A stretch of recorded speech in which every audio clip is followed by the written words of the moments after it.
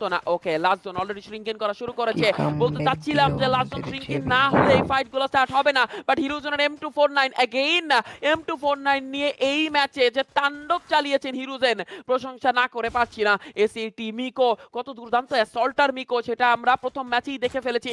আরো একটা one tap দেখতে পারবো কিনা, ড্যামেজ দিবেন ডিব্যাক এই ম্যাচে অনেকগুলো নক বের করে ফেলেছেন। প্রিসাইসে আরো একটা হেড কানেক্ট করার চেষ্টা মিকো সাইড থেকে যাচ্ছে, ওয়ালগুলো অলরেডি ব্রাস্ট করে দিবেন মিকো অ্যান্ড ডিব্যাক।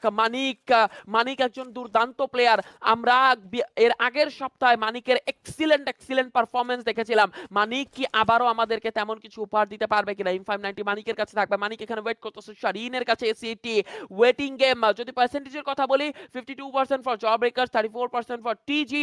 ইউএল এর একমাত্র প্লেয়ার বেঁচে আছে, বাট এই 14% আসলে আমি পুরোপুরি বিশ্বাস করতে পারছি না, কারণ 1 ভার্সেস 4 ক্লাচ আমরা এর আগেও দেখেছি, আজকে দিনে ফ্লাশের সাইড থেকে দেখেছি একটা 1 ভার্সেস 4 ক্লাচ করতে। ফাইনালি যে ফাইটটার জন্য এতটা সময় ধরে আপনারা ওয়েট করছিলেন, ফাইটটা স্টার্ট হয়ে যাবে।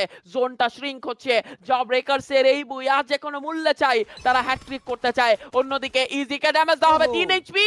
Easy, oh my god, what a save for easy.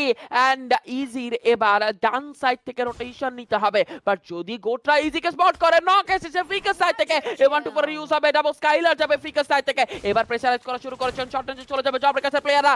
M590 দিয়ে ফার্স্ট নক মিকোর সাইড থেকে। মিকো চার্জ ইন করবেন, মিকো আরো একটু সামনের দিকে চলে যাবেন। শারিন এন্ড অস্কার রিউকে নক, ইজির সামনে প্লেয়ার এন্ড আরো একটা knock and leave body hit জা উই আর দ্য জব ব্রেকার।